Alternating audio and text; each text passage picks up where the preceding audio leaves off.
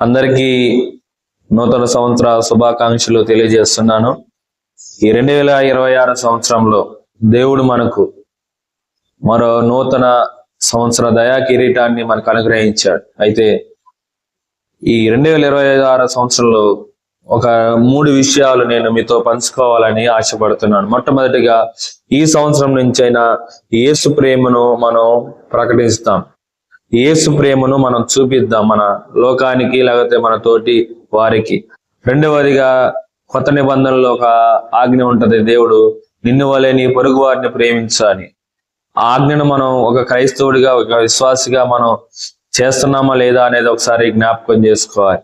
మూడవదిగా, యేసులాగా మనం జీవించడానికి మనం ప్రయత్నం చేయాలి. యేసుక్రీస్తు వారు మనకు మాదిరి చూపించి వెళ్ళిపోయారు 2000 సంవత్సరాల క్రితం.